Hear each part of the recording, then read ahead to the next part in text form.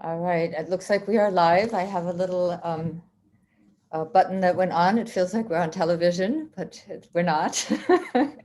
So welcome everybody to the second panel in the Journal of Latin American Cultural Studies online conference series, Pandemonio.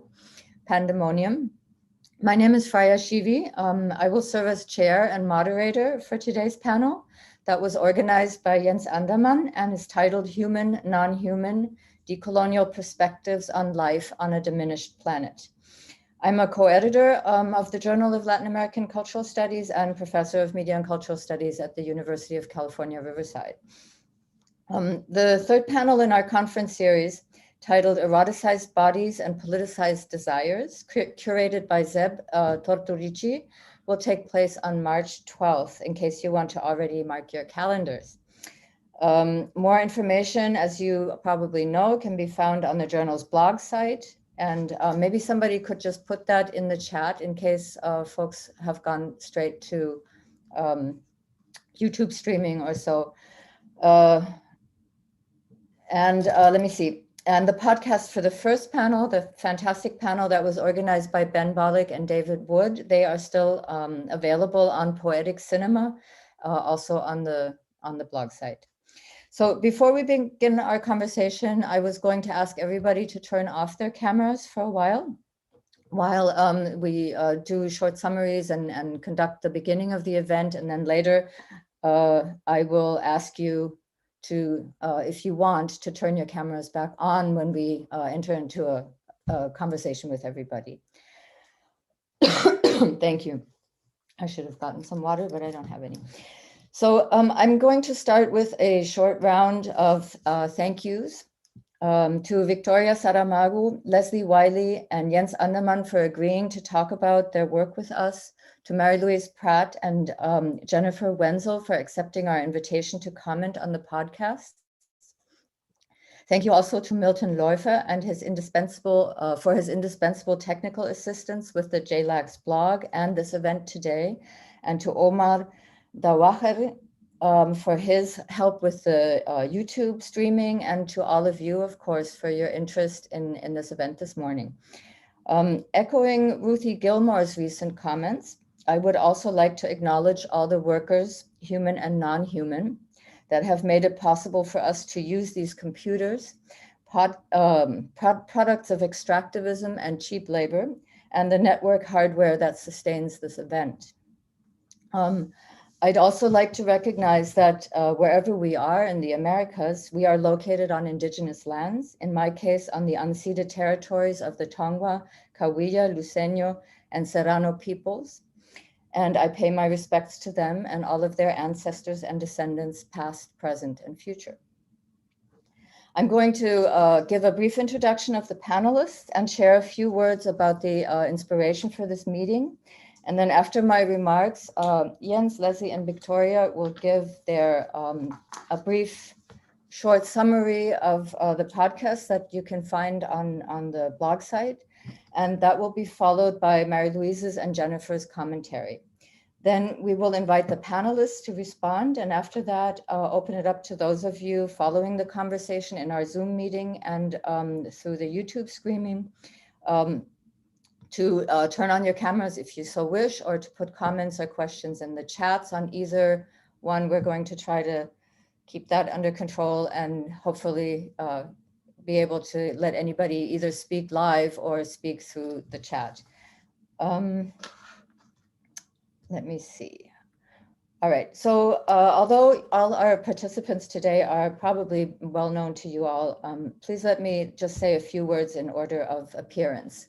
So Victoria Saramago is assistant professor of Hispanic and Luso-Brazilian studies at the Department of Romance, Languages, and Literatures at the University of Chicago. Her work covers 20th and 21st century Latin American literatures with a focus on environmental studies.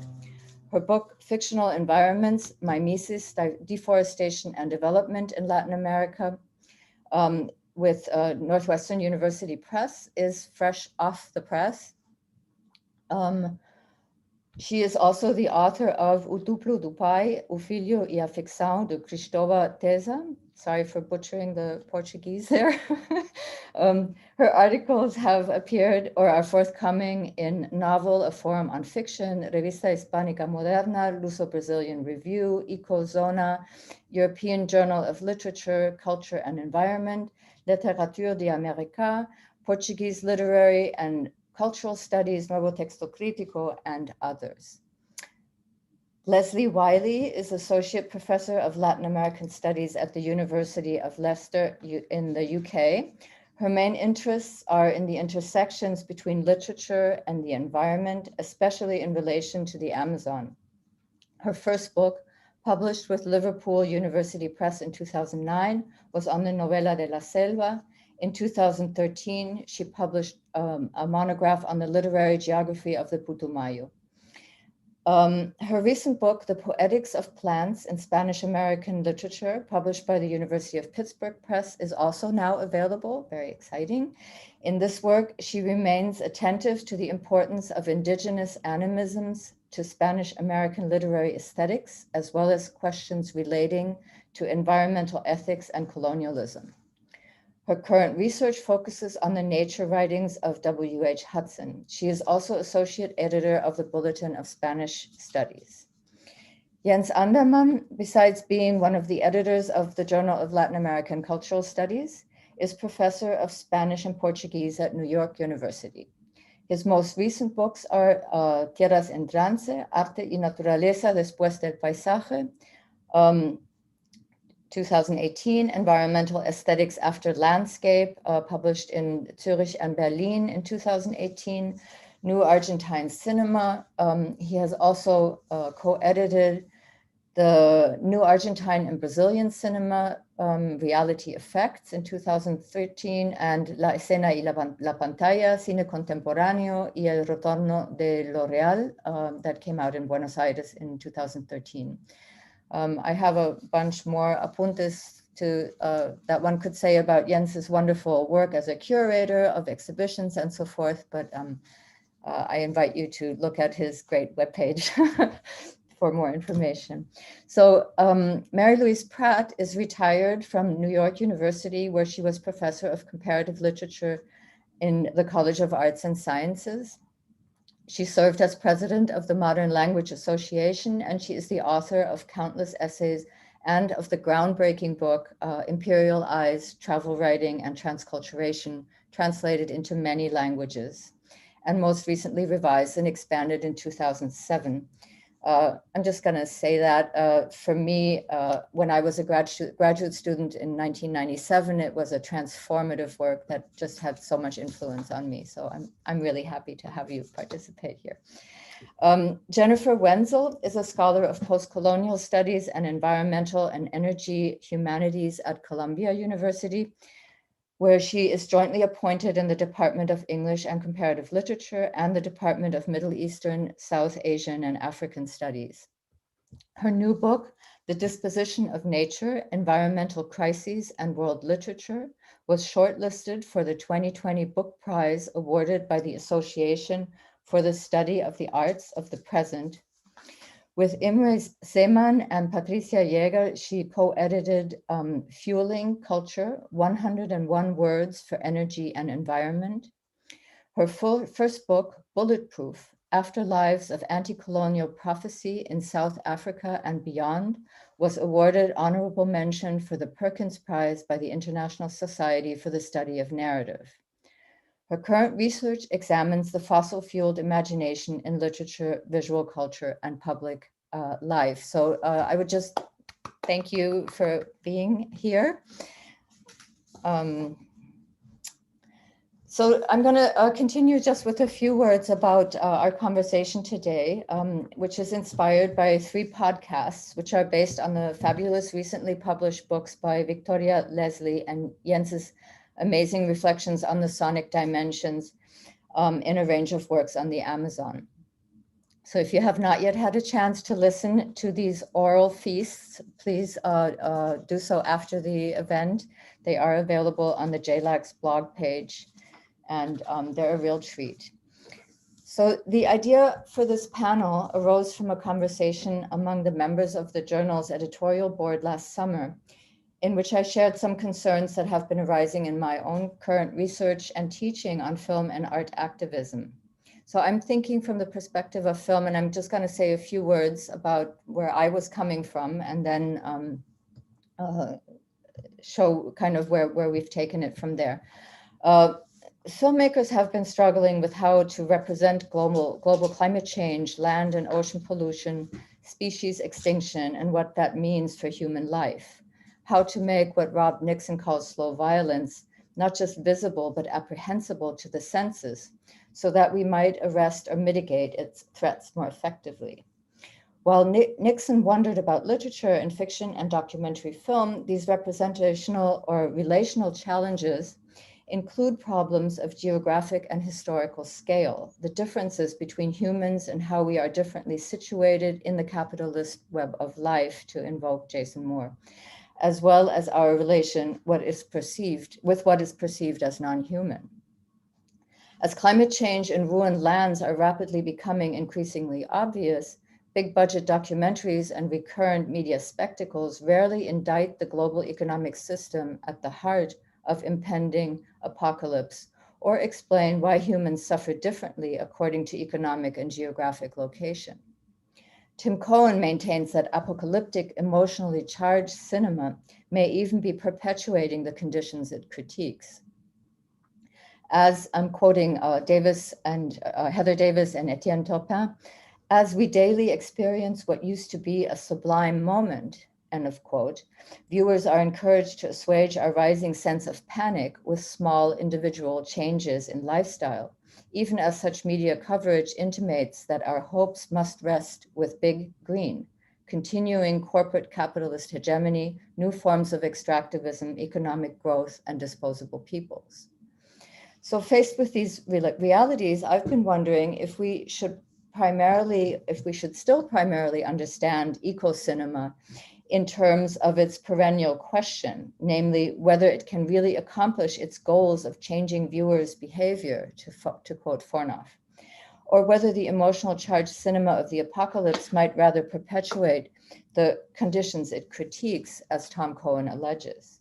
How can film account for the growing realization that the epistemological boundary between human and non-human life may not only be partially responsible for ecological catastrophe, but also linked to colonial racism, capitalism, and dispossession?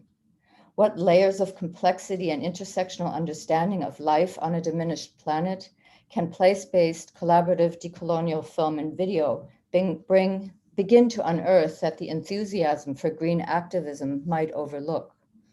So it's the line of research and teaching, and I wanted to acknowledge that because I think some of my students are also here today in this event, and former and current students, and some that have participated and helped me think through some of these dimensions. But to sum it up, in other words, if awareness about climate catastrophe, species extinction, and our inundation with plastic waste already exists, what can be the task of decolonial cultural production and criticism? So Jens expanded this idea, suggesting that we ask about the challenges, the contemporary crises of the living unleashed by anthropogenic climate change, planetary metabolic rift, and the ever-accelerating rate of species extinctions presents to the field of cultural studies and to the humanities more widely. What do the vocabularies and frameworks of disciplines predicated on the distinctiveness and autonomy of aesthetic experience, and thus also of its human subject, of enjoyment and critique, have to offer in response to a process that appears to call into question its most fundamental assumptions? Is the Necrocene, the becoming extinction of species and of ecological, linguistic, and spiritual diversity alike, also a moment of anaesthesia, in the sense of precluding any kind of cognitive grasp of the hyperobject or the irruption of Gaia, the presence of which has now become as undeniable as it remains impossible to represent? Or is this crisis, on the contrary, one that calls for radical aesthetic responses, which have the power to evoke what conceptual and analytical discourses cannot? In the contributions to this panel, we will return to the archives of decoloniality or coloniality in an attempt to find in the critique of modernity's colonial extractivist matrix a point of departure for entering into critical exchanges with the environmental humanities from the vantage point of the epistemologies of the South, to quote de Sousa Santos. So that is the kind of the universe, and we hope that we will have a lively conversation and together engage, as much and as we can through this medium. And with that, I think I'm done with the introduction. I will hand the word over to Victoria Saramago, who will be the first presenter briefly of her work. Then we will follow with Lesley, then Jens, then have the commentators, then the response, and then we'll invite the audience to comment in the chat or raise their hands, however we manage to do it. Thank you. Thank you so much, Freya, and I want to thank you and Jens for the invitation. I'm so excited for this panel, and I want to thank my co-panelists as well as all of you who are here today. So as you may have seen in my podcast, I spoke there, and I am going to talk a bit more today about my book, which just came out last November, Fictional Environments, Mimesis, Deforestation and Development in Latin America, came out by Northwestern University Press. And I'm going to talk about just a few minutes. So I am very concerned in this book about the relationship between fiction writing and perceptions of environmental change. So how can we put together the reception history of mostly very canonical novels, which came out in the mid-20th century, and the growing realization of the fact of deforestation, of urbanization, industrialization, and all these transformations. So my book investigates how fictional works have become sites for the production of knowledge, imagination, and intervention also in Latin American environments. I investigated the dynamic relationship between fictional images and real places as the lasting representation of forests, rural areas, and deserts in novels clash with collective perceptions of changes like deforestation and urbanization.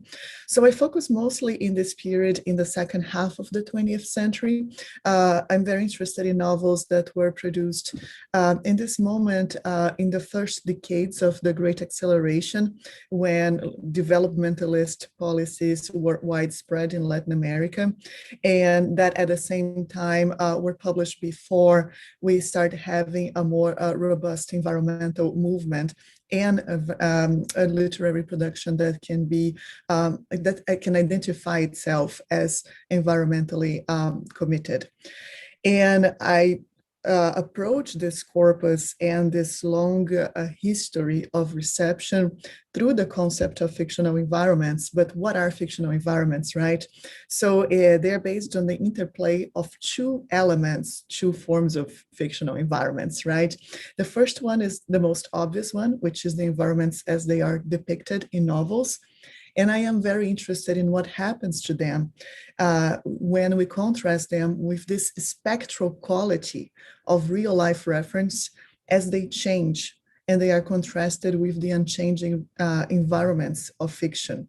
So how can we understand this mimetic rift between this unchanging reality of fiction and the dramatic changes that have been taking shape in the past decades? In my book, I focus on 5 authors, João Guimarães Rosa and the Brazilian backlands in Minas Gerais, Alejo Carpentier and the Venezuelan Gran Sabana, Juan Rulfo and the Mexican countryside, Clarice Lispector and the urbanizing suburb, most likely of Rio de Janeiro, and Mario Vargas Llosa and the Amazon. In the podcast, I focus on the first part of the book, which discusses João Guimarães Rosa and Alejo Carpentier. And in this part, I'm very concerned about the relationship between fiction and conservation, conservationist policies, such as the creation of national parks. I analyze the relationship between the novel Grande Sertão Veredas, The Devil to Pay in the Backland, and the national park that was created, inspired by the park that also, inspired by the novel that has the same name, Grande Sertão Veredas National Park.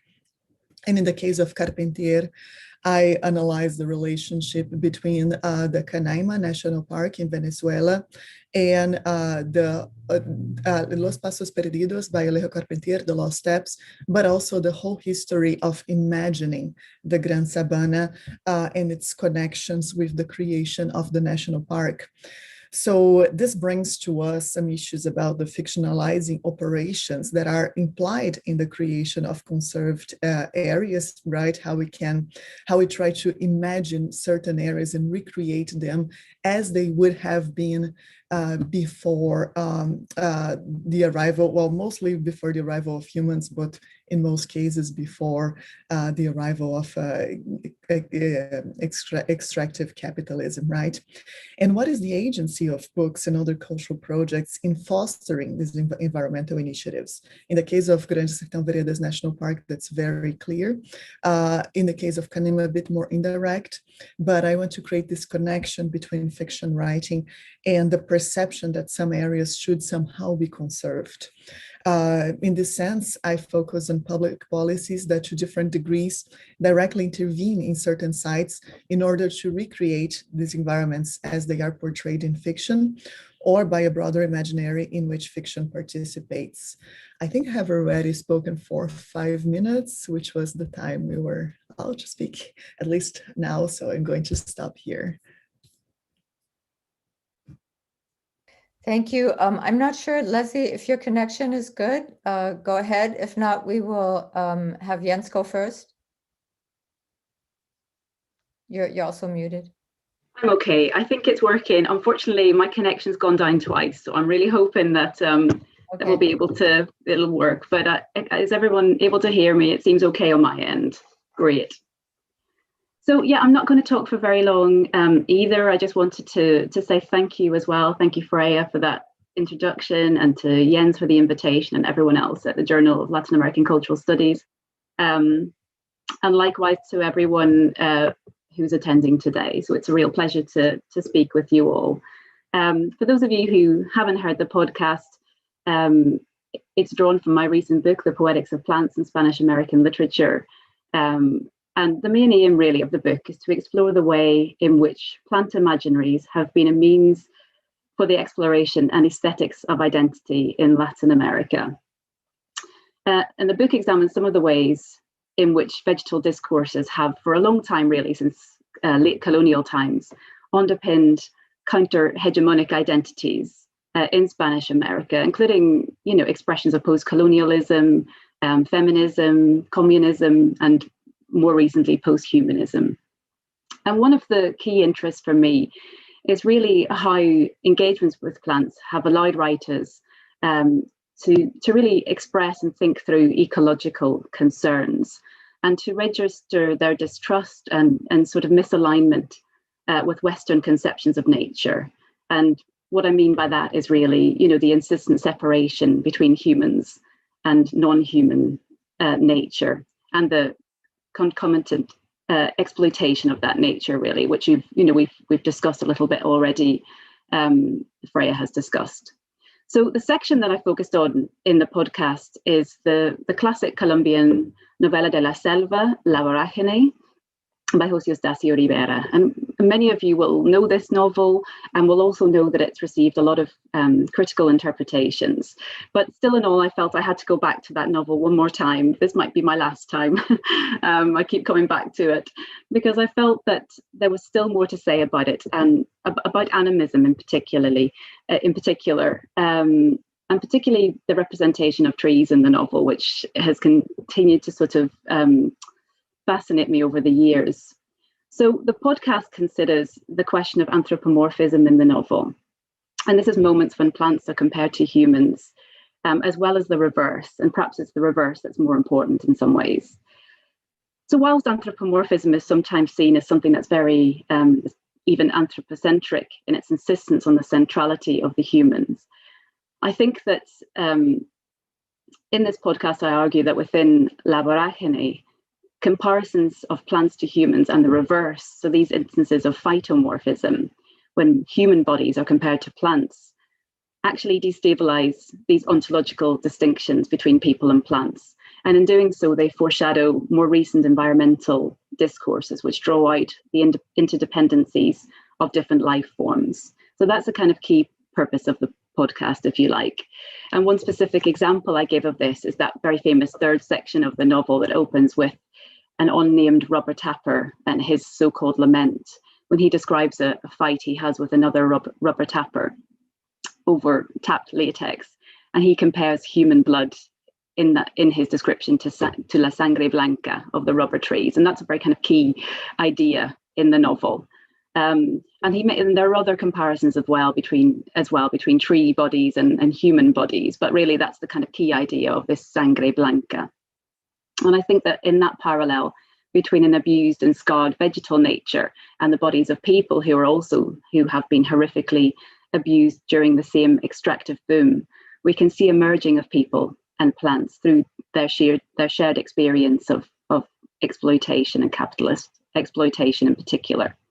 And this is something that we see throughout the novel, and which anticipates much more recent interventions and thinking about human and non-human interconnectedness by other Spanish American writers and other ecological commentators as well. So I don't want to say too much more. I just conclude, I suppose, by kind of signaling my interest beyond the podcast and beyond the novel, which is really, again, thinking about this persistent trope of anthropomorphism and thinking about the way in which indigenous animisms in Spanish American writing have anticipated recent scientific thinking about plants as well. And it's this kind of coming together that particularly interests me at the moment. So, you know, people have talked a lot about this plant turn in the humanities, which is a term I like, actually. And I think there's been quite a lot of evidence of that, particularly recently. I've seen so many things coming out about plants that, you know, after my book's been published, too late for me to really think about it in those ways. But, it continues to strike me how many people are thinking about these very issues after years of what's been called plant blindness, where we don't actually see plants around us. We don't, despite being surrounded by plants. Many of us, we don't actually see them. So lots of people, lots of different fields have been engaging with this idea of what constitutes vegetal life and what distinguishes it from other life forms. And as I say, you know, what's been interesting for me, and perhaps this is something we can return to in our conversation, is the way in which these animist ideas, epistemologies, which have often informed Spanish American literary representations of nature, have for years been giving voice to ideas that actually have only recently become much more mainstream because they've been validated, if you like, by scientific evidence. And it's that kind of convergence of ideas which has really interested me. And we can see how, therefore, in a way, you know, many of these Spanish American literary representations, many of which are, you know, well over 100 years old, have actually, you know, they've got a lot to say for our contemporary climate crisis as well. So I'm going to leave it there, actually, because I'm sure I've spoken for 5 minutes, but thank you very much, Freya. Thank you, Lesley. Jens, go ahead. Yeah, thank you. It's kind of odd how everyone know how the beyond nature culture, to paraphrase Descolas' title that we're talking about, is really literally informing the very format in which we come together, or rather not. That in a sense our the very sort of biopolitical arrangement that we are talking in is also what we're talking about. I've chosen for my podcast, which is also there on our blog, something that's actually not from the Tierras en Trance book, but hopefully its English language sequel, which I'm in the process of preparing. It's something that I've thought about since publishing that book over 2 years ago, which was the absence of the oral dimension. in my reflections on the end of landscape.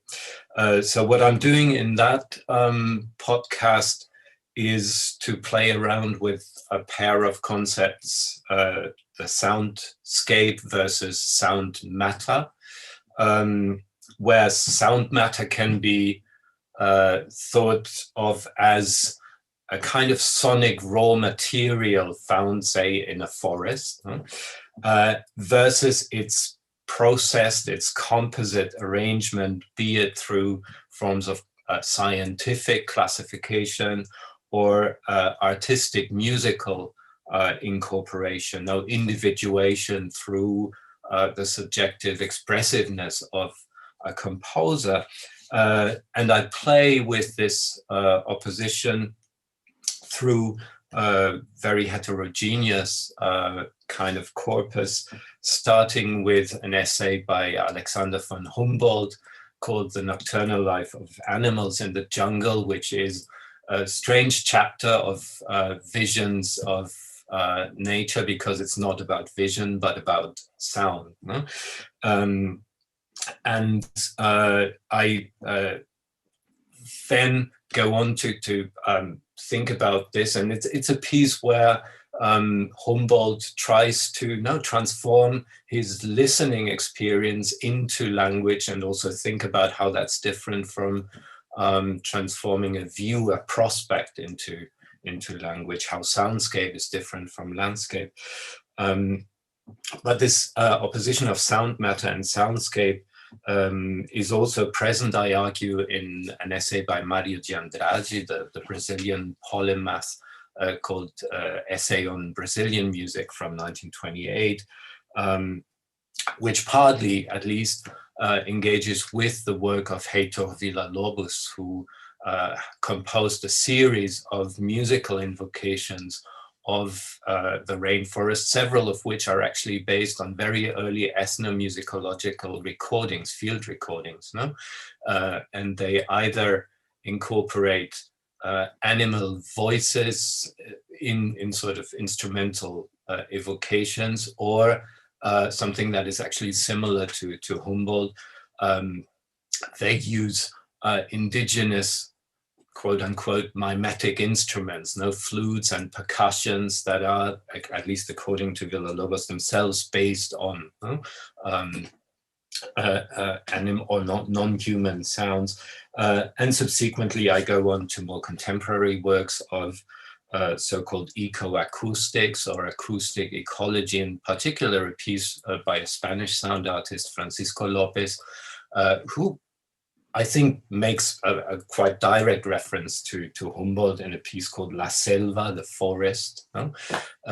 Where at least allegedly he tries to do something different from ecoacoustics in moving to what he calls a blind or deep listening, no? That goes from, that is non-referential.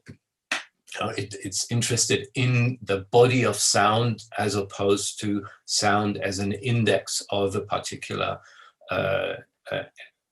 body that emits the sound, no? An animal, say. And finally, there's a short episode on a very beautiful film by a young Mexican or Mexican Salvadorian director, Tatiana Hueso, called El Lugar Más Pequeño, the tiniest place in English, which is interesting because there's a lot of interest paid in what Michel Chion would call the acousmatic dimension of film, no? Voices that come from the forest all the time, but again are used here as a sort of, I call it a testimonial milieu, no? That speaks of memories that this forest holds of the victims of civil war in El Salvador. So interestingly, the sound is not so much a soundscape that is a background to, no, verbal testimony, but it actually is itself a testimonial milieu, kind of slightly quoting Merleau-Ponty's notion of milieu there. So that's kind of a very quick run through of what I tried to do in the piece, and Just to tease you, if you haven't heard it yet, there's a few sound samples also on the podcast. All right, wonderful. Thank you, Jens. So Mary Louise, if you want to start off the conversation.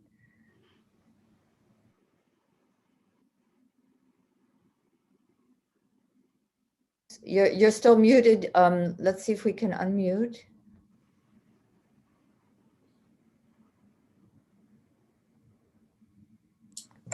There we go. Should be good now. There we go. Yes. Great. Hello, everybody. I was just saying it was wonderful. I'm seeing all these black rectangles with the names of people I love and haven't been able to see for so long. And I want to just say hello to all of you and welcome everyone else that I'm speaking to for the first time. This is a really enjoyable collaborative enterprise. So thank you for including me in it.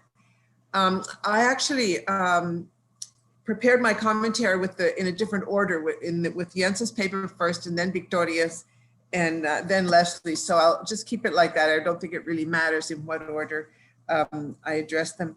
And I think if I tried to find a kind of framework for the overall enterprise here, it would be that those of us doing this kind of work, we're thinking about remaking imaginations or re-educating imaginations, and transforming subjectivities. And I think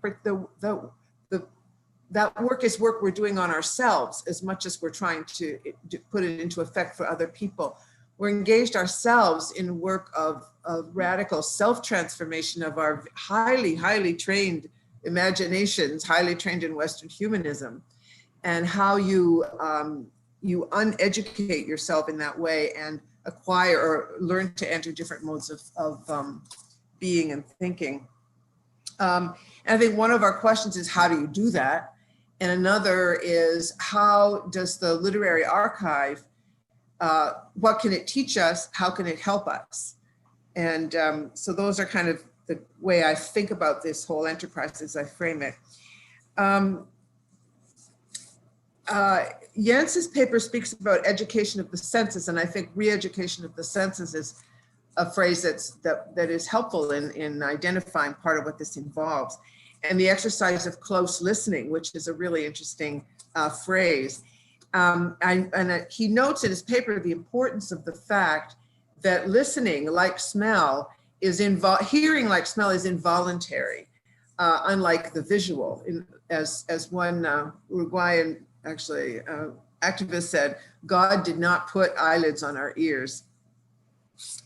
My question with regard to Jens's paper is, with what he calls ecoacoustics in general, is how does the analysis change if you factor in the question of what the forest creatures are actually doing when they're making their sounds? That is the intentionality or the purposefulness of their sound making. What are the consequences of not factoring that into the analysis? And why does not factoring it in come more naturally to us? So what I mean is that we know that forest creatures, birds, bugs, animals, make distinctive noises to attract mates or companions, or to frighten off predators or rivals, or to indicate their location, to claim territory, to disguise themselves, to attract animals they can prey upon, or just kind of to assert or express their presence and their aliveness, their specific being, and their participation kind of in the forward momentum of life. And I'm working here a lot with terms used by Elizabeth Gross and Elizabeth Polvinelli. In other words, in that nocturnal jungle audioscape that Humboldt talks about, they're all singing. And by that I mean that within this way of thinking, humans do not have a monopoly on the aesthetic. And in fact, au contraire, we acquire many of our aesthetic sensibilities from the aesthetic expressions of other creatures. So all our human forms of artistic expression, music, dance, visual colorfulness, patterning, architecture, mimesis, all these things are shared with other life forms, with plant or animal. And in fact, the plant animal world has one form of expression, which is scent, that we barely know how to do anything with it. So I noticed this because to say that Villalobos, for example, uses the Amazonian nocturnal soundscape as a source from which to compose his music locates us in the extractive paradigm that we've been trying to get out of. That is, the sounds of the other creatures are the raw materials extracted by him and refined into something of higher value. We could use a different word and say that the soundscape inspired him to compose a uniquely Brazilian music. You could say that the creatures in the forest caused him to do it. And those kinds of are ways of trying to recognize their agency. What if you said they taught him to do it? He learned how from them. What if you said that they recruited him to join them in their life-affirming collective song or collective sonar expression, to use his expressive powers and his aliveness, expressive aliveness, to project and expand the range of theirs, which is what life forms seek to do, express and expand their presence and their aliveness in time and space. I'm trying not to be kind of metaphorical or figurative here, but pretty kind of literal. But when one speaks this way, usually the word romantic pops up really quickly, and it may have popped up into some of your heads already.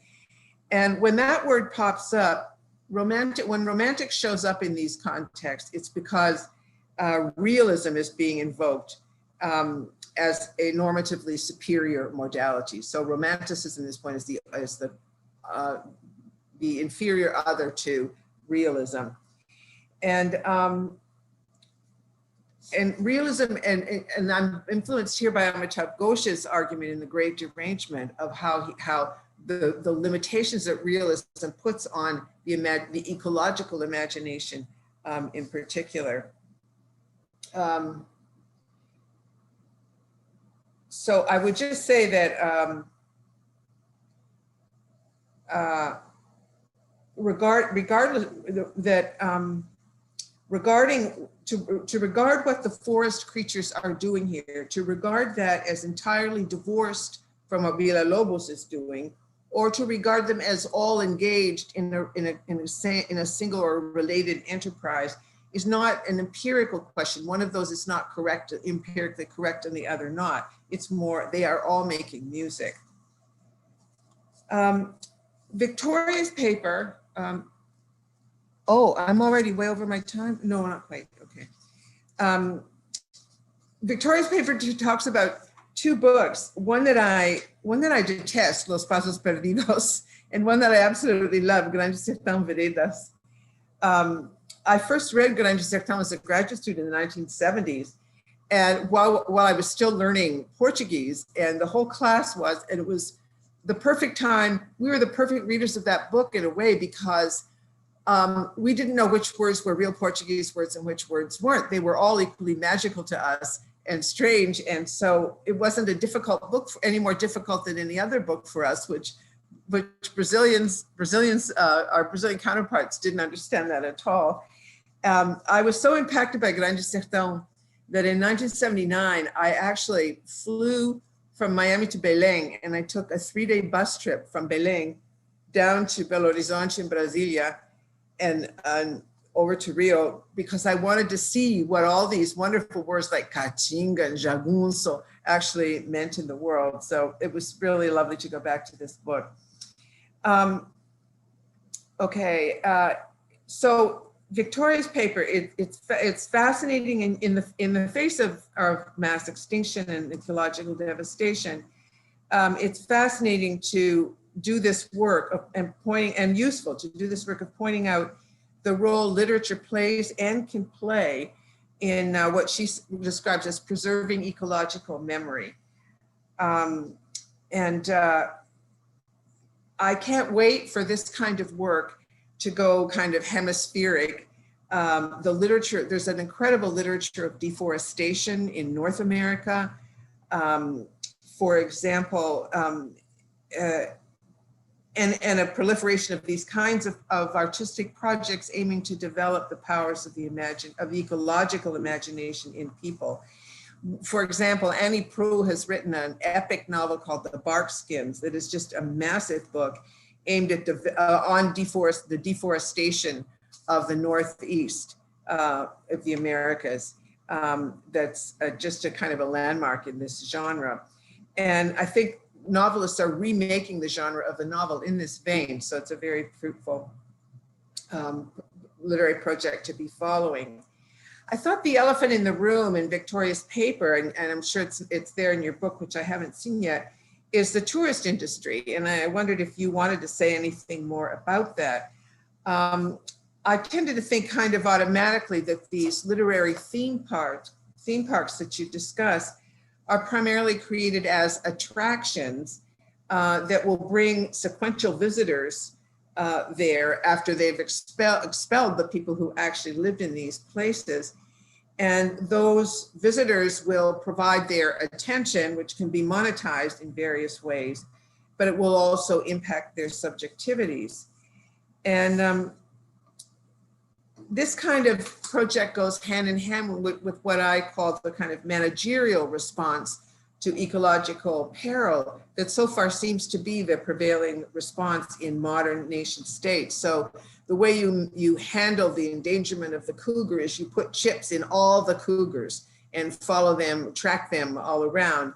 And you put tags on all the migrating shorebirds in New Jersey and see where they go. And you follow all the whales and so on. And that managerial response is going to become less and less possible the more and more species become endangered. And so it's a path that we need to find alternatives to really urgently.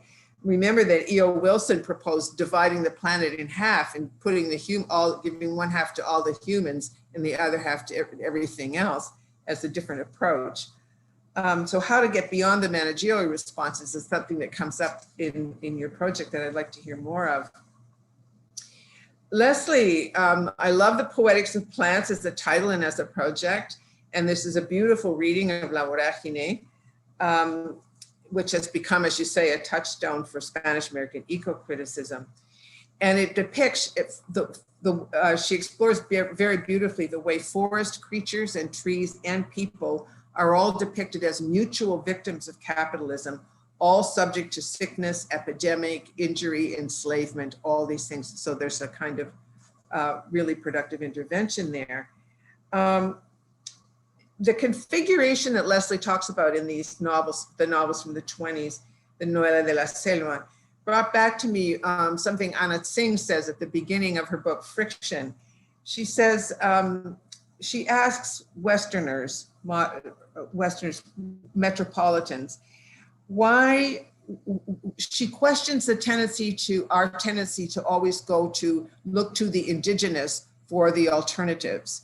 And she calls that the romance of the primitive. She's an anthropologist. This is a miss she knows well.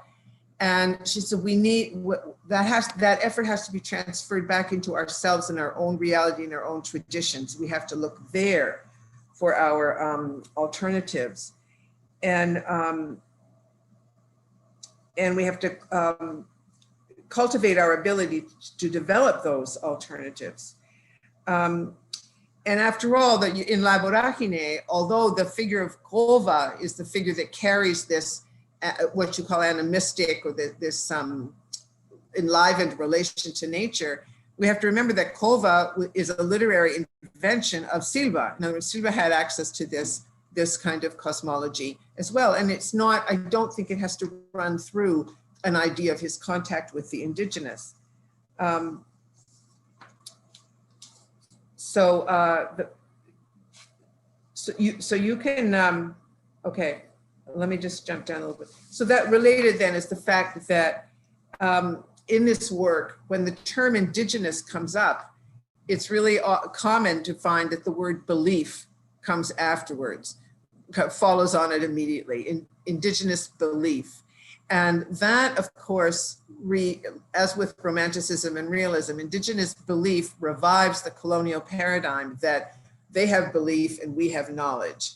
And you avoided that very clearly in your remarks when you said indigenous, these epistemologies, these ideas and so on.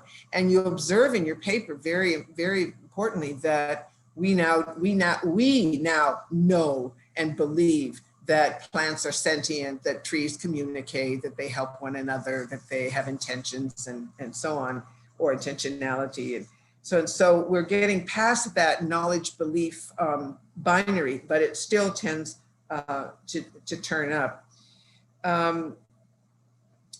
Okay, and so I have found in this idea of we must cultivate our own look within ourselves and our own societies and our own traditions for the alternatives. I just quickly will mention two source thinkers that have been sources for me.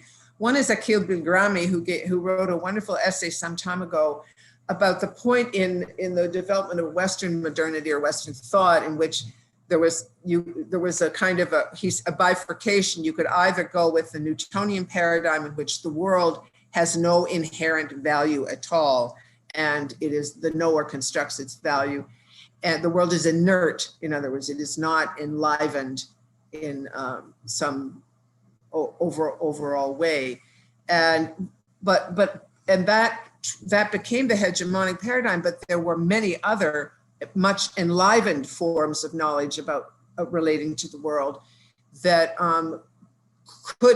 did not disappear, and so the archive does offer a source of alternatives within our own traditions. And it's only the existence of those things that enable Westerners to enter the worlds of indigenous people who operate completely differently, right?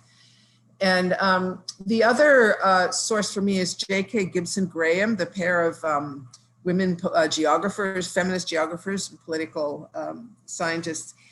And they, in their book, The End of Capitalism as We Knew It, their whole theme was to rethink capitalism in terms of the fact that it only works because it is full of non-capitalist modes of production and non-capitalist forms of behavior and consciousness.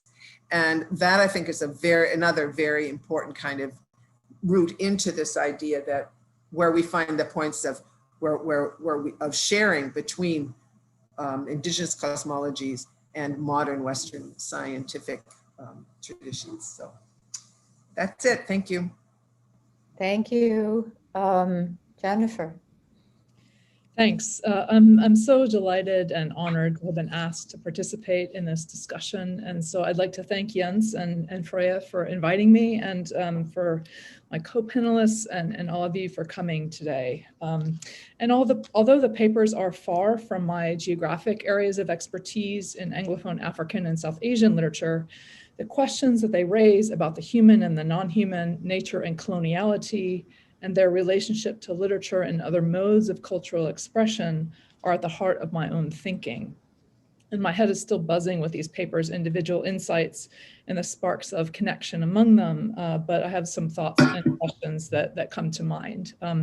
So let me start, like Mary, I'm kind of going in a different order. I think it doesn't matter, as she said. Let me start with Jens Andermann's paper, which was such a pleasure to listen to, so well suited to its medium. I have to say, I'm not a podcast person, so these might be my first 3 podcasts I've ever listened to, but Jens' disembodied voice in my ear seemed to instantiate the paper's arguments about acousmatics, hearing a sound without seeing a source.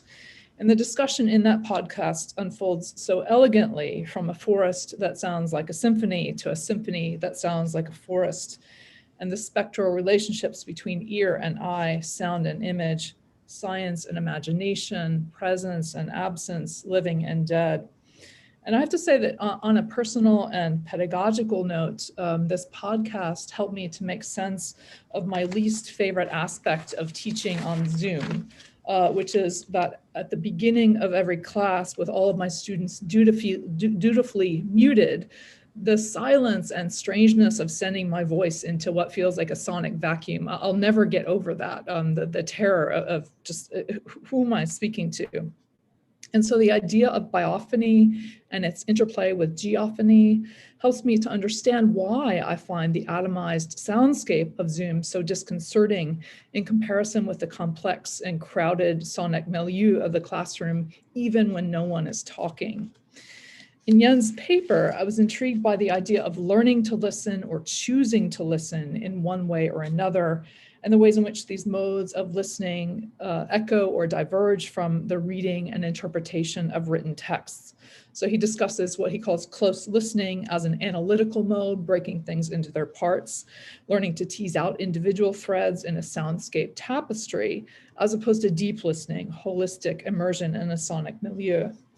And I'm curious about whether there's an analogy between these modes of sonic receptivity on the one hand and the taxonomical impulses of 19th century natural history, as opposed to the relationality or holism of ecology on the other, and how would Humboldt fit into that tension?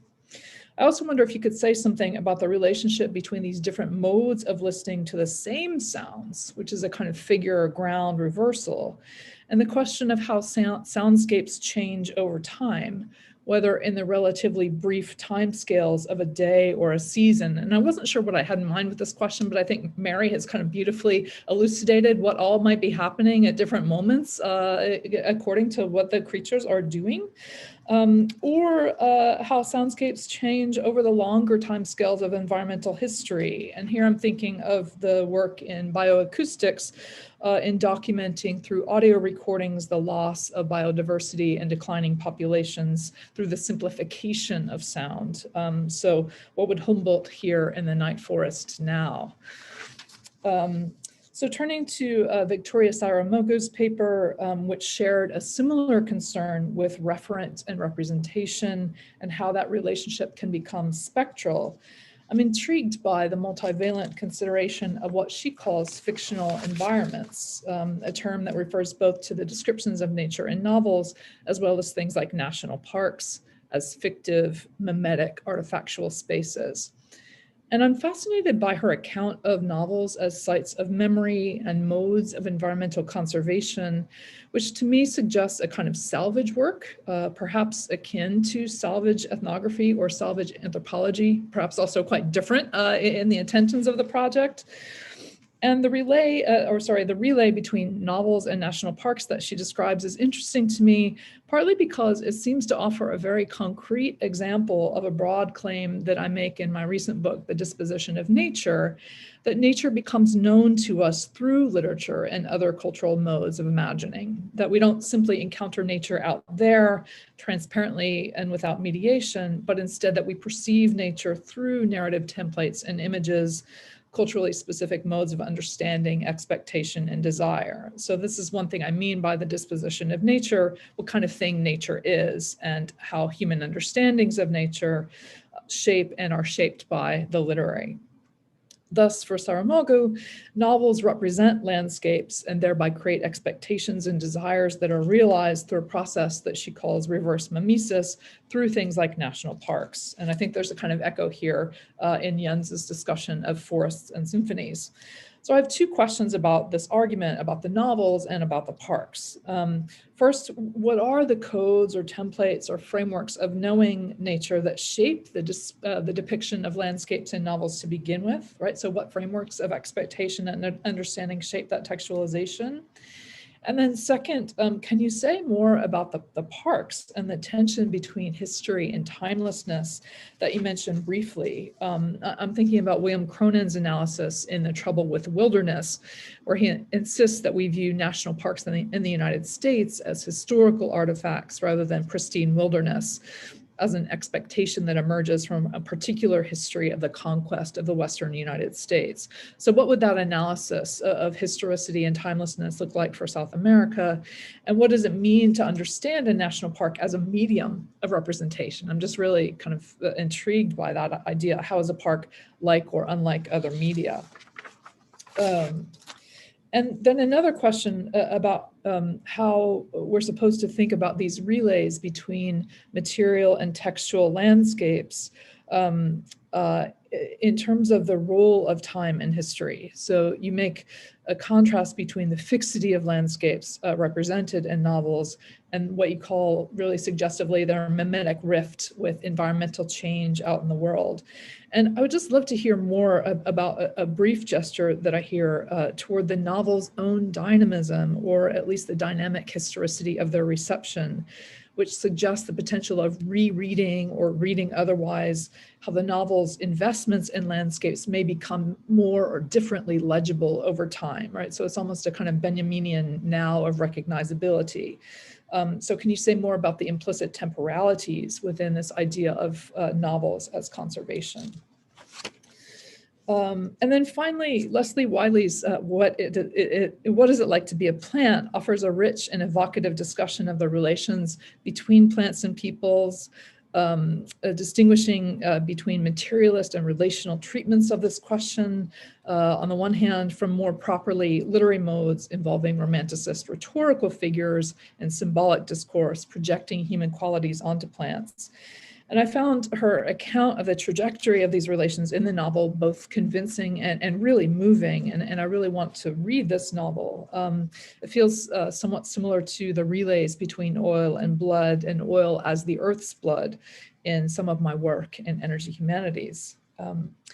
But the main question that keeps coming back for me is the idea of anthropomorphism or anthropomorphization, a word that was never meant to be pronounced out loud, on the one hand, as opposed to personification. Because you note that the recent scientific study of plants is increasingly compatible with animist understandings of plant life. In other words, scientists are recognizing the capacity of plants to respond to stimuli, to communicate and cooperate with other plants. In other words, vegetal modes of sentience and sociality. And so it really radically changes, I think, what we usually think we're saying when we talk about a vegetal state. It's not at all an inert state. So one way of understanding the implications of these scientific developments would be to rethink and recategorize those qualities that were previously assumed, at least in a certain epistemology, to belong only to humans. And this provincializing of the human and undermining of human exceptionalism is what is at stake for me in the distinction between personification and anthropomorphization. What if we think about the personhood of plants instead of saying that sentience or sociality makes them more human-like? And parenthetically, I would say, in agreement with your critique of rhetorical figuration, that there's an awkward gap between personification as a literary term where personhood is ascribed to or projected onto an entity by an artist on the one hand, and an ontological recognition of nature as already, or its members as already a person prior to literary representation. I think that's one of the arguments that you're making.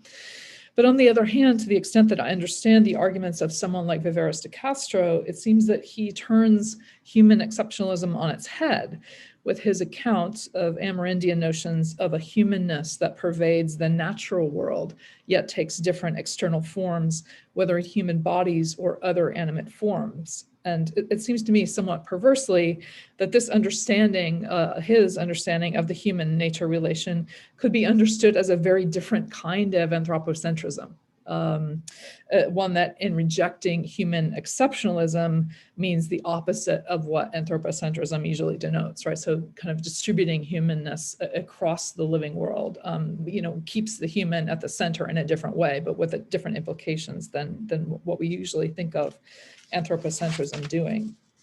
So can you talk about these different impulses, provincializing the human recognizing that the qualities that we think of or once thought of as characteristically human are possessed by other forms of being, like, as Mary says, scent and form, pattern, aesthetics, as opposed to this universalization of the human in the service of seeing human beings as inextricably related to and similar to other life forms. And then I just have one question for all of the panelists. I would love to hear each of you talk about the place of scientific knowledge in relationship to human experience, imagination, and poesis, not only in your own paper, but across the three papers, because it felt to me from beginning with Jens' opening analysis of Humboldt's analysis of listening to the forest, I was struck in all of these papers by the fluid and dynamic rather than binary or oppositional relations between science and these other realms and modes. And I would love to hear each of you talk about that and its implications for the kind of aesthetic response to crisis that Freya opened with at the beginning of our session. But thank you so much for the opportunity to engage with these really suggestive papers.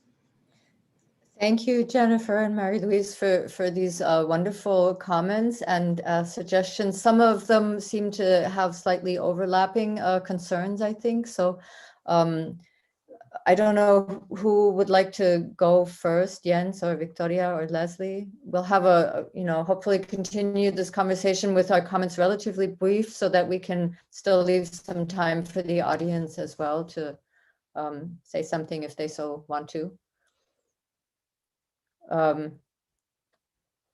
Go. Lesley, do you want to go first?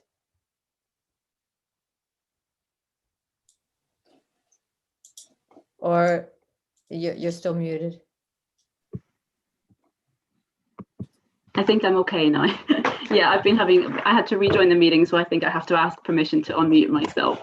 I'm happy to say a few words first. Maybe we can have a bit of back and forth. I haven't quite had time, I think, to process everything that Jennifer has said in particular, but maybe I can kick off. Thanks so much for the comments, both to Mary Louise and to Jennifer. That was such a rich engagement really with all our work and with my work that I feel that it's hard to do it justice in just a few moments. So, I'd love to actually take those ideas off and think about them much more. And I wish that I'd been able to talk to you both before I published my book. That would have been really helpful as well. But maybe just to think a little bit about what Mary was asking, first of all, in relation to the idea of being uneducated and educated. And this relates to, I think maybe that wasn't necessarily a question, but that kind of started me thinking. And it related really to the point that you were making, Mary, about the question of the Indigenous and the role of the Indigenous in many of these engagements with plants.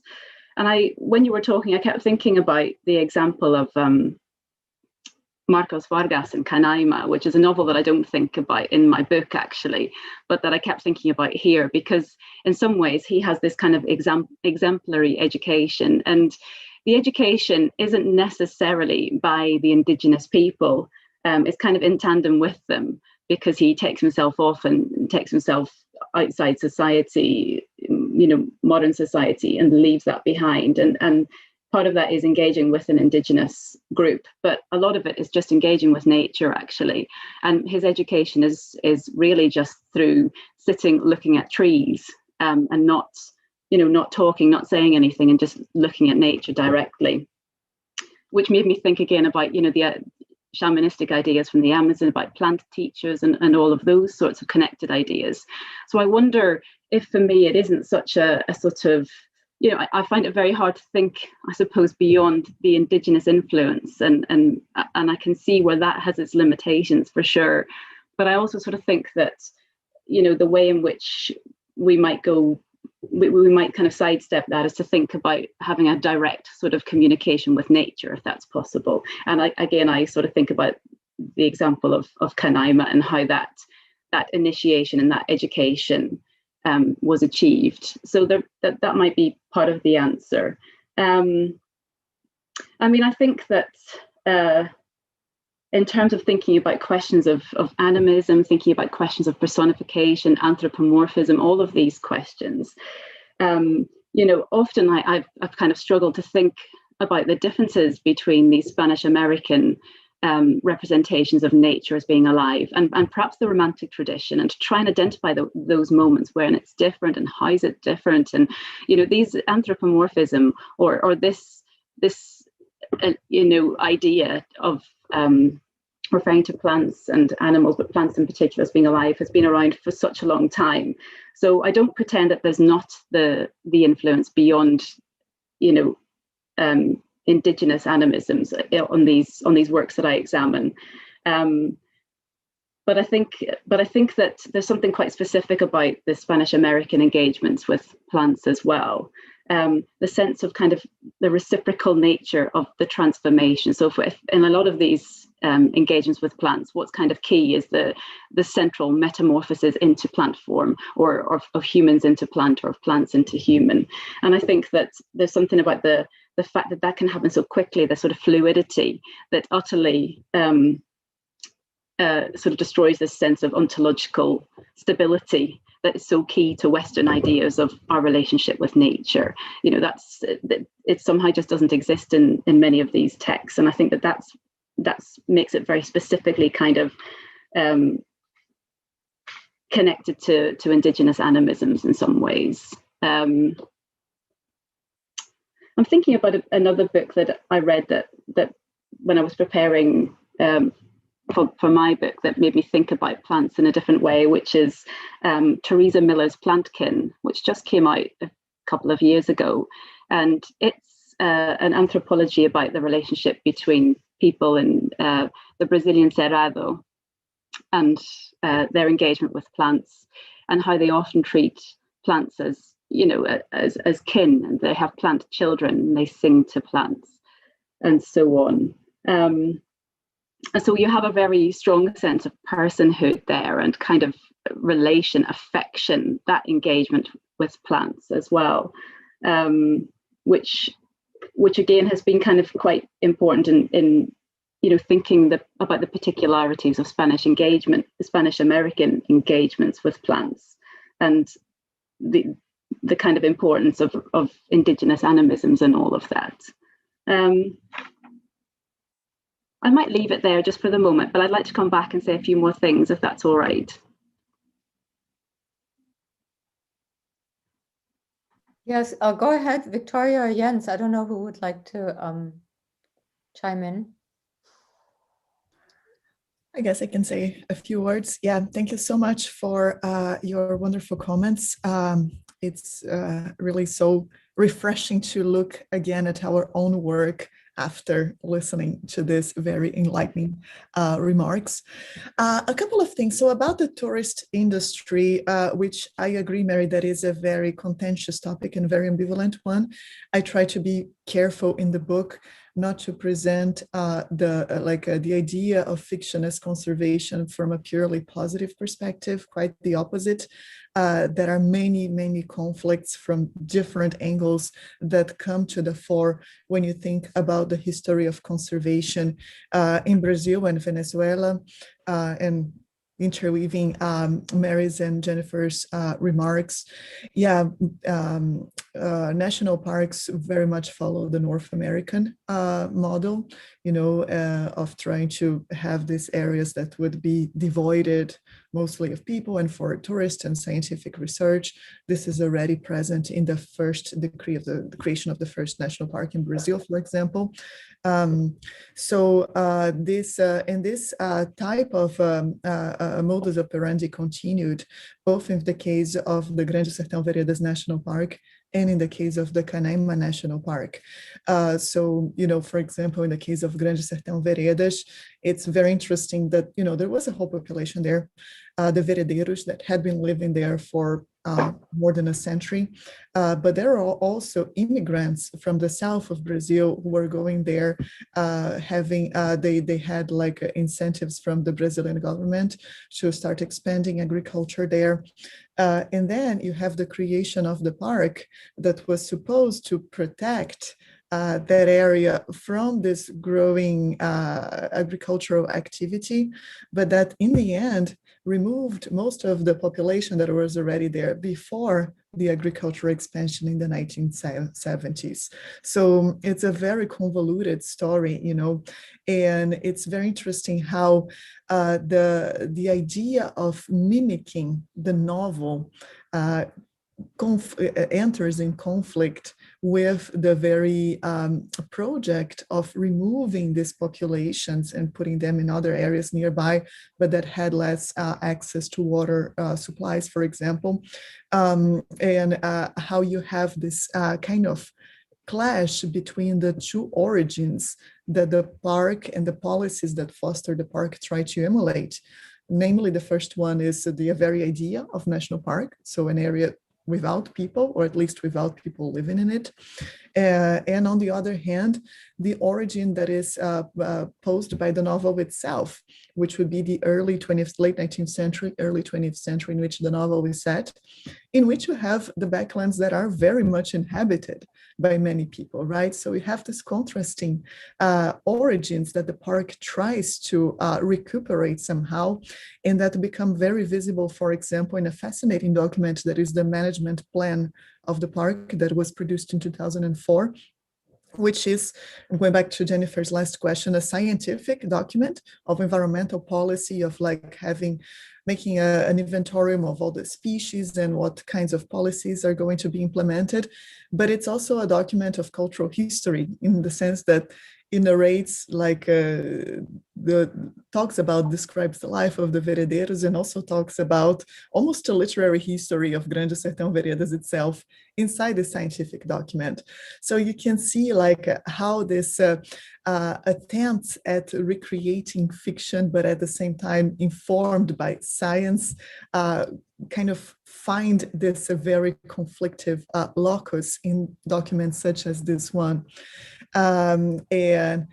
And in this podcast, I talked more about the national park, but in my chapter, I also just discuss other initiatives such as the Guimarães Rosa touristic circuit and the Projeto Manualzão, which is an environmental project, so of environmental management, but also of environmental education and, you know, cultural festivals, things like that in the area where Grande Sertão Veredas is set.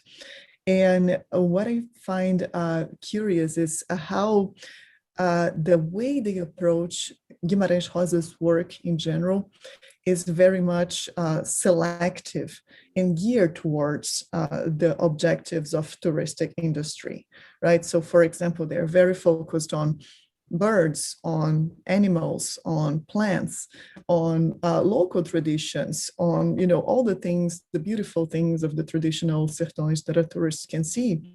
But the fact that Grande Sertão Veredas is also a queer novel, and a novel of violence, a novel of war, right? These aspects are completely erased from the way in which Grande Sertão Veredas is filtered to become an environmental and social agent in Minas Gerais.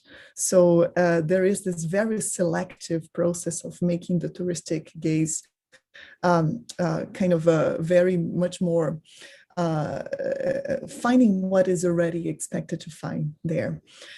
And in the case of Canaima, yeah, it's interesting to note that Rómulo Betancourt, the Venezuelan president who created the Canaima National Park in 1962, was at the same time, almost a month later, signing also documents to start the production of steel in the Venezuelan Guiana, relatively close to the park, to the area of the national park. So there is this kind of back and forth of conservation initiatives, and at the same time, this progress of extractive capitalism in these areas. When talking about the novels themselves, I think they are indeed their own dynamism. They are very ambivalent themselves, I think. And this is one of the things I try to do, especially in the chapters on Carpentier and Rufo, which is to underscore a sort of an environmental thought that it can be seen for example, in newspaper articles that Carpentier wrote, and like pictures, photographs that Rufo took. And I think these authors were many times dealing with the amazement and the affective connection with these areas, and with a certain desire to see some more developmentalist forces present in them, right? It's something that is an ambivalence that it's at the heart of many other cultural products at the time, and that I think they approach these issues sometimes in a more direct way, sometimes in a less direct way, but the environmental change is present in Grande Sertão Veredas, and oil production is present in Los Passos Perdidos. So have to see in this kind of moments that are not perhaps the most remembered one by the novel's criticism. I think I should stop here and pass the word to Jens. Thank you, Victoria. We are starting to get some comments and stuff in the chat as well. I'll read it out after Jens speaks, if you like, or I don't know if you guys can. I can try to be quick. I'll actually also put something in the chat to refer to that in a second. I guess to try and make things as short as possible, I'll try and connect Jennifer's last question about science and the imagination or the arts to Mary's initial comment about the uneducation or untraining of our senses. I think these two are related. And what I thought is interesting, and hence the choice of objects, is that both the most recent and the earliest one, i.e. Humboldt and Francisco Lopez, are kind of on the border of both. It's not so clear now whether the recording of the rainforest, whether we should listen to that as music or whether we should listen to that with, so to speak, the ear of the scientist, who tries to listen to the ecological niches and the sounds and silences there, as indicating precisely the change over time, and one of the things that ecoacoustics is trying to do is to listen to the ongoing extinction event and the change of the soundscape as a result. But at the same time, what is so interesting about this, and what's also interesting about Humboldt's text and the medium of writing, is that this quest or the production of knowledge doesn't cancel out, but actually depends on the aesthetic experience of listening. You can't really untangle one from the other, as arguably we have done in the last 200 or so years through this separating out the science and the humanities. I think we're at a point, and probably the piece by Lopez is as good as any other to make us think about that, where it's not so clear where one ends and where the other begins. And that also means untraining our vocabularies, which are obviously so often predicated on the distinction between disciplines and between the sciences and the arts and so forth. Just very quickly about the idea of intentionality, which I thought was very important. Mary's question of what do the producers of sound, they're not only animals, of course. The concept of geophony also means that plants or materialities in their interaction with vegetable matter produce sound as well. It's not just animals, but what do they want us to listen to, or what is their intention when producing the sound, and is it necessarily only as pretty much Mario de Andrade has it? No, it's only the moment when the composer subject takes this up that there is really an intentionality that directs this, so to speak, to a form of expressiveness which is not there in the raw substance of the sound. And I think that probably needs to be rethought, even in someone like Villa-Lobos. No? Is it really only the composer who decides now is the time to listen to, say, the Uirapuru and its reimagination in a classical orchestral context?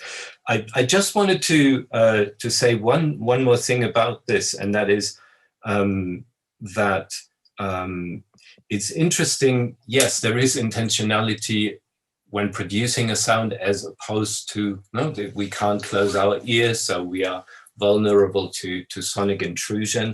But still, there are different modes of listening. So even the listening is not without an intentionality, and there are various modes of listening that appear in the stuff that I study. And obviously there is, to paraphrase a term by Mary, there is an extractive ear, no? And we could think of certainly Villa-Lobos, but also already Humboldt, of extracting the sonic raw material for certain purposes. At the other end of this, and this I think is very interesting, at least as Lopez proposes, is there's the machine listening of the highly sensitive microphones that do not care or do not know what is the body at the other end of the sound. The sound is already the body, for that's all the microphone perceives. So there is a different kind of, perhaps no less extractive listening, but it's certainly purposeful in a completely different way. But there is also, and that probably brings us back to some of the discussions that we had, the indigenous, or more broadly speaking, native forms of listening of the inhabitants / users of the environments.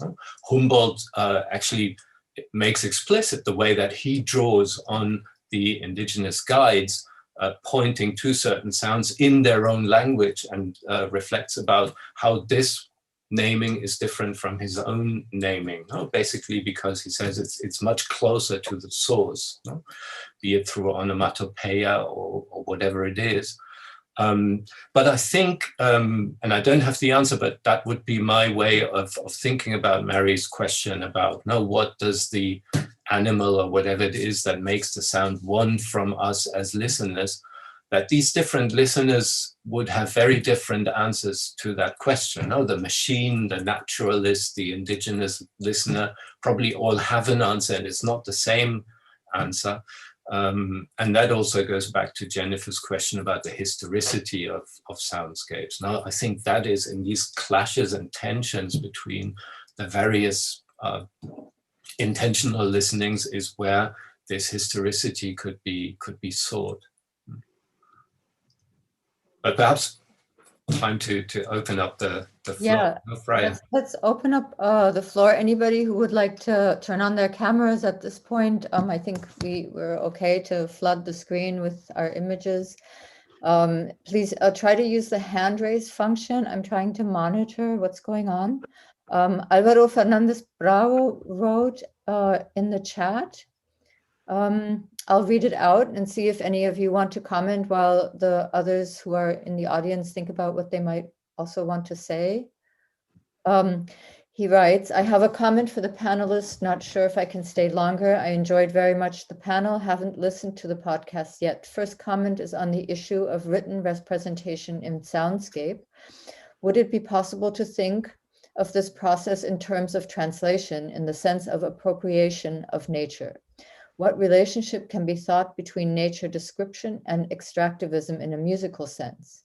I am thinking, as Mary Louise Pratt remarked, in Villa-Lobos or other Brazilian musicians that use sound in their compositions. Hermeto Pascoal, now this slipped here, hold on. Hermeto Pascoal includes pigs' cries or sounds, Gismonti babies' cries in line with Villa-Lobos' music. My second comment is in relation to Mike Wilson's novel Leñador. Wilson, a Chilean American, writes a novel on Canada and the masculine experience of leñadores, cutting trees. There is an interesting presence of sound or silence in the novel according to different seasons. It's also a masculine activity of nature extraction.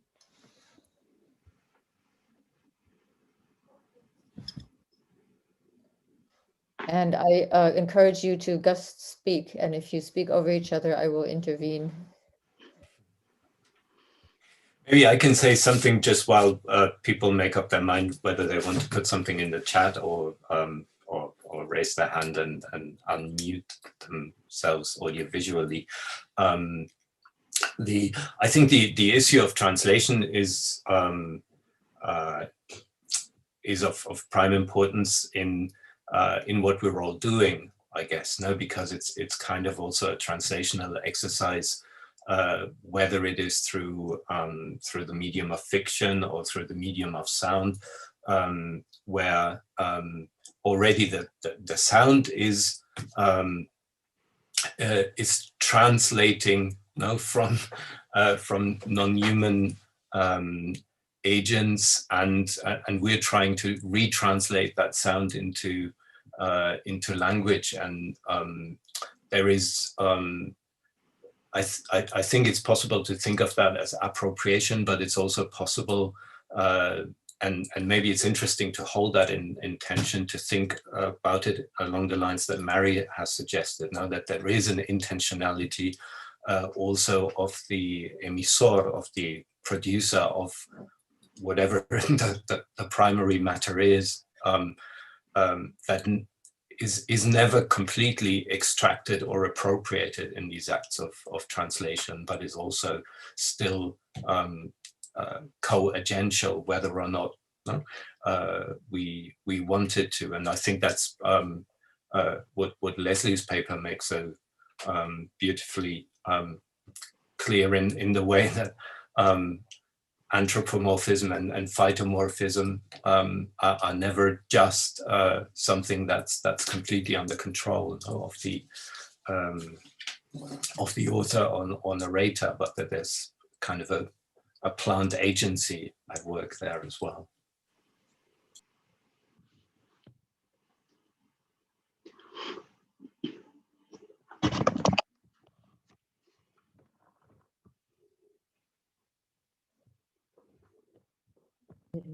If there's a bit of a gap in the conversation, I feel like I didn't really respond, Jennifer, to your question about science actually in any way. So I might just take the opportunity while we wait for someone to put up their hand, and just to think, is there anything that, thinking about plants, and I think we're all kind of familiar with the new ideas about that are coming out about plants and plant sentience and plant communication. I keep reading things that kind of blow my mind about the fact that plants can communicate by fungal networks and their roots, and these big ethical questions as well about how we engage with plants in an everyday way. I eat plants all the time. This weekend I've spent most of it cutting lumps of my apple tree in increasingly violent ways as I've tried to sort of tame this tree. So the fact that I spent some of last week reading about how plants possibly can feel pain doesn't go very well with that as well. So there are, these raise important questions. And I suppose I was trying to think about how these books, whilst the science is increasingly in tandem with these animist ideas. But what else are these books doing? What else are these literary representations of plants doing, and how do they affect us beyond just saying, oh, well, actually, now we know that plants can communicate. So the fact that these trees are groaning in Laurachine, it isn't literally true, but in fact, it leads us to think about trees in a different way, as does recent scientific information.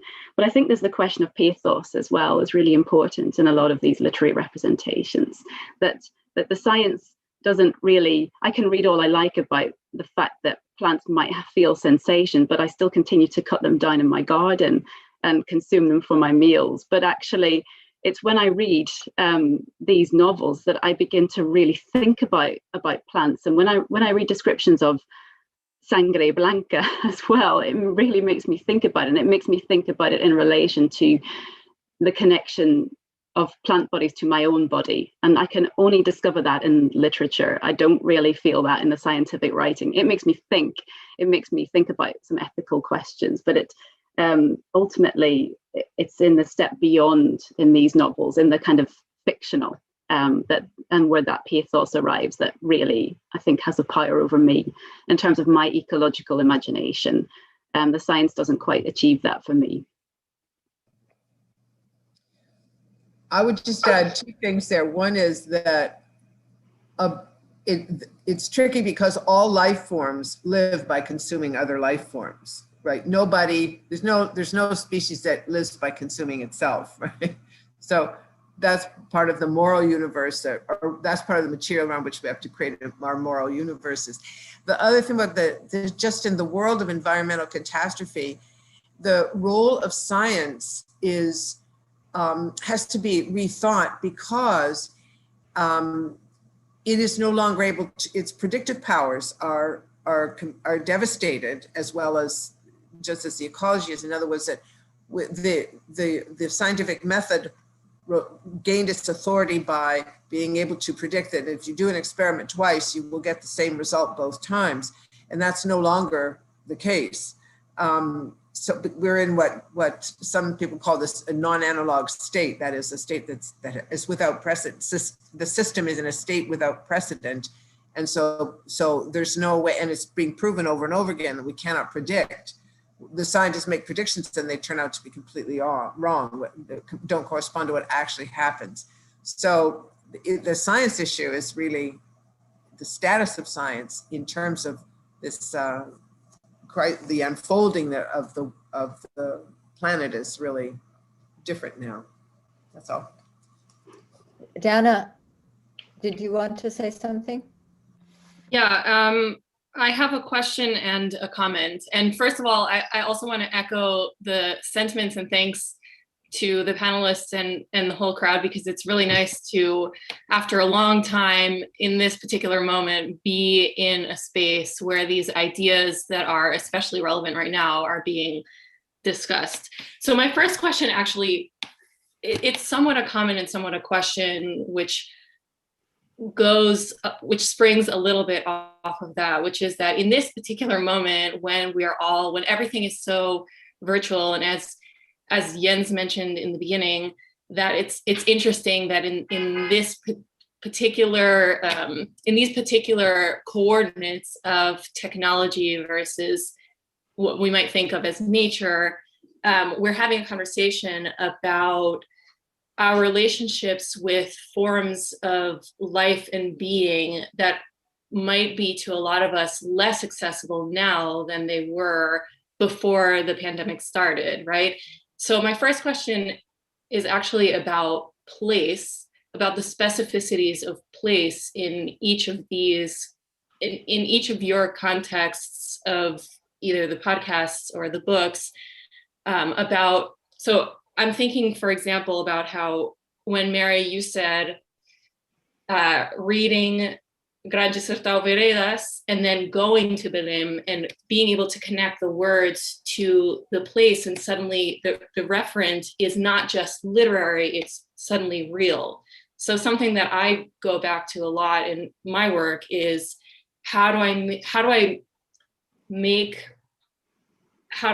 not only make it real, but also relevant without being able to be in the forest and listen in this particular way, or be next to a plant that Clarice Lispector, for example, is writing about, and exchange with that plant possibilities of plant being or human plant becoming. So I don't know if that's, I guess it's kind of a little bit of a messy question, but my question is about specificities of place, and particularly in the work that we do that can be very speculative, since, so this also goes back to the question of the place of science, right? And the sort of dialogue that happens or doesn't happen between humanities and the sciences, or social sciences and humanities. And then my small comment is also related to COVID. So we've been talking about sound, which takes a little bit of the emphasis off of sight as the dominant human sense, right? But in this time, smell is becoming, so my comment is actually the centrality of sound and sight in making us think of ourselves as humans, and the assumption that those are our more developed faculties. But actually, I was listening to this podcast, and science comes back here a little bit again, but also our field's tendency to not read as much science necessarily. As it turns out, we have really very well developed capabilities of smell. We just don't use them.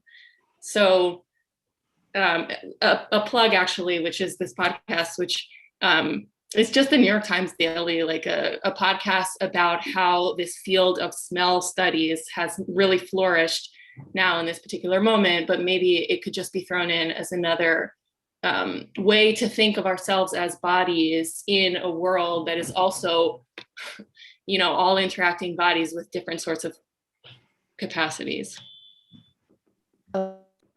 Thank you. I wanted to see, in the interest of time, Ben, who is monitoring the YouTube channel, if there's anything there that we might want to put together with Dana's intervention, and then invite the panelists to respond.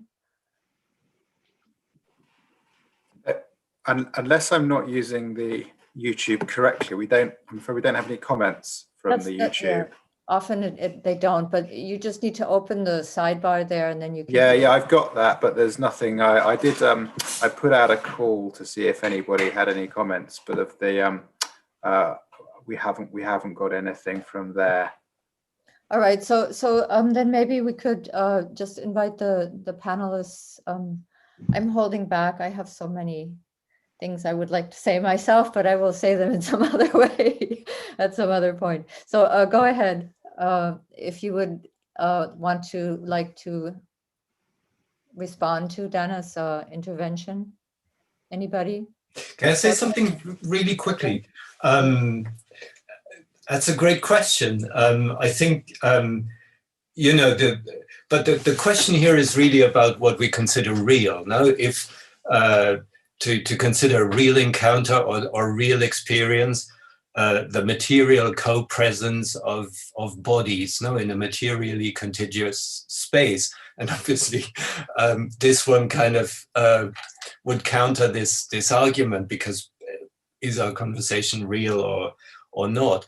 But at the same time, I think in the same way that we can think about the way that deep listening in Lopez's sense throws up a sonic reality that may or may not be the one that we perceive in the forest when our listening is predicated on certain necessities, like we need to hear the growl of a predator before it attacks us. There are other ways of perceiving realities that do not imply or presume a material contiguity, of bodies, which one of which is the dimension of spirituality. I'm thinking obviously about the presence of ancestral spirits, for instance, for Amazonian shamans.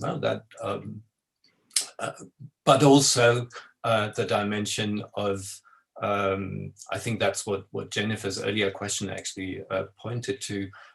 Deep listening or deep reading, no, deep and close reading also produce in the dimension of the text a form of the real that does not depend or is not predicated on its relation to a referential presence outside the text, no, without wanting to go too much down a purely textualist or deconstructive route, but there is something real there.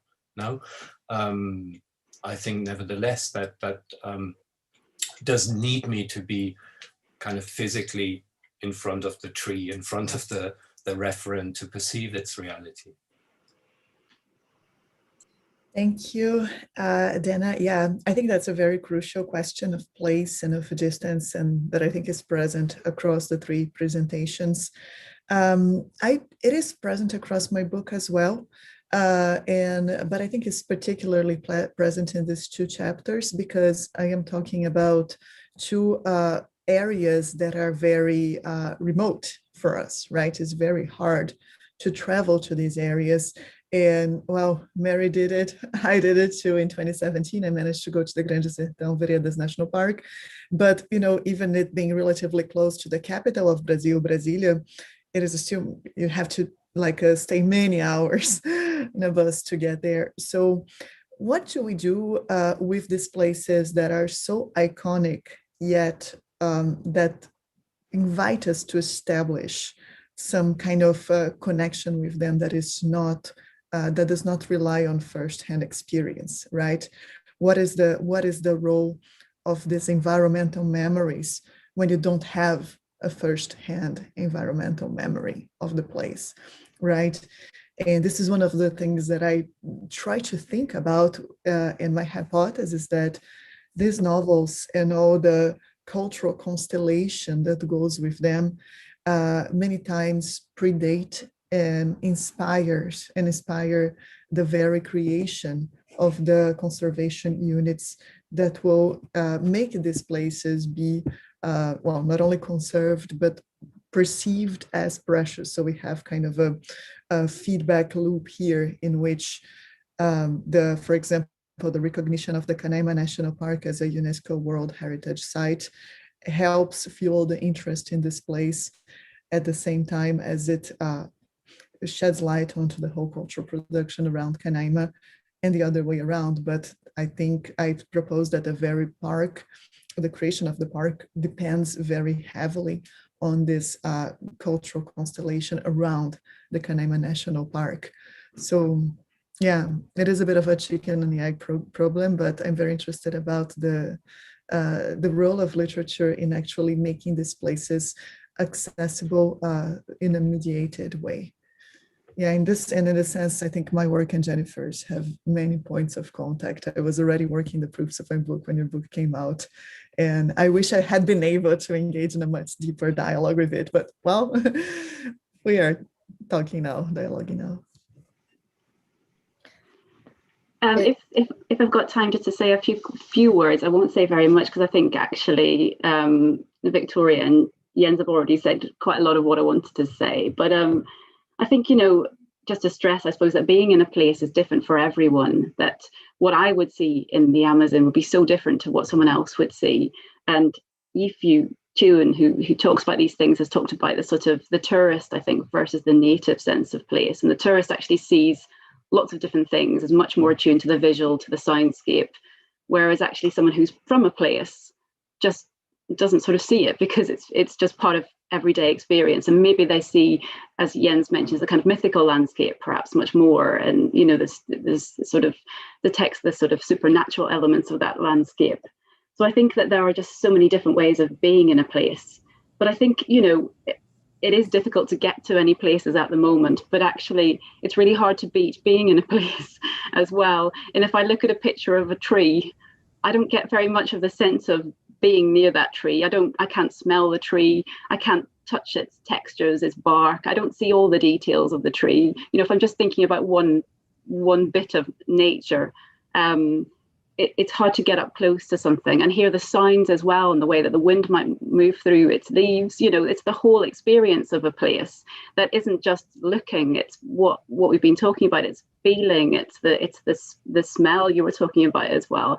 And I think that's very hard to recreate in books, no matter how hard we try. So I think that there is, you know, that's really important to remember. And thinking about smell, I don't know if you've come across. I was reading a chapter recently about smell in Hudson, because I've been doing a bit of work in Hudson, W.H. Hudson, and he has a chapter at the very end of Idle Days of Patagonia, where he seems to reflect on just about everything in the world, but he also reflects quite a long time in that book about smell. So that might be interesting for you. I just wanted to add that it's actually ecologically very important that we not try to go to these places. It's In other true. words, we cannot.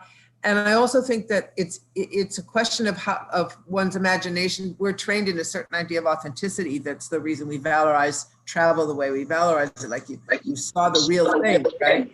And but really the issue, I think, is about imagination. And because there's plenty of people in the world who would say, well, I will go to New York City, but I won't understand anything, and it won't have anything to speak to me because I don't know its language, you know. So the idea that you have to be there to actually know something, there's an equally persuasive idea that if you're from one place, that's the place you know, and if you go to another place, you will not grasp it. You won't be able to grasp it at all. So it's just that there's plenty of ways of, and of course, the other thing about that whole idea of you have to be there and centrally experience it is anchored again in our love of realism, our sense of realism, our idea of the empirical. And again, I go back to Amitav Ghosh's thing that really what's our problem is being able to imagine the ecological at the non-personal level, but at a massive level that involves it can only exist by the imagination. So anyway. So it's 10:55. I'm going to say a couple of words, and then I think we might have to close it down because we've been here for 2 hours. It has been flying by for me anyway. So just, you know, to draw your attention that in film studies, of course, there is a lot of work on the haptic and on the sense of smell and how that relates to film. And Laura Marks, some long years ago already now, wrote a great book about sense memory that gets stimulated in the viewing of film. So where a sense of smell arises, not directly, but through the memory, which relates to this idea of the imagination, right? And of an imagined, often relationship with the past, but also something that activates some form of experience. So that to me is really interesting. But what I also thought is kind of interesting and comes up in all of your interventions, and I'm not so if we had another hour or so or half hour, then maybe we could talk about it. But it's just the question of, so what would it mean to do this kind of scholarship in a decolonial way? How do we do it that does not replicate an extractivism of some sort, right? And part of the figure there is I do think that we need to grapple with this figure of what Jens calls the Indigenous guide, right? So how is it that we learn to hear? How is it that in La Voragine, for instance, a figure learns to observe the plants and understand what they're communicating? Does that just come by nothing? Or is there somebody being eliminated from the text that is not being narrated, right? What happens when we go back and we talk about imaginaries, as Mary is saying, but realize that people have different levels of experience, different kinds of experience with the reality that we are, talking about in a sense. So all the literature on the Amazon video and filmmaking that I have seen, for instance, has been highlighting how you don't see in the Amazon because it's just vegetation. It's a lot of vegetation and you can't actually see. And so what do you do in film? Right. So everybody is now paying attention to precisely these oral dimensions, but we don't necessarily hear them if we were to travel. We don't necessarily even hear them when we watch a film, or how can a film transmit that, right? But then that does go back, in a sense, to vindicating different kinds of epistemologies, right? recognizing that what we are doing today is bringing all these, we have the ability and the urgency, I think, to decolonize the way we think. And that means vindicating different traditions at the same time. So now we got a lot of people who turned on their cameras. Antonio, Javier, Gabriel. 2 minutes. Do you have something urgent you want to say, or can we say goodbye? Freya, there's one comment from Catalina and one from David in the chat. Oh gosh, that too. Yes.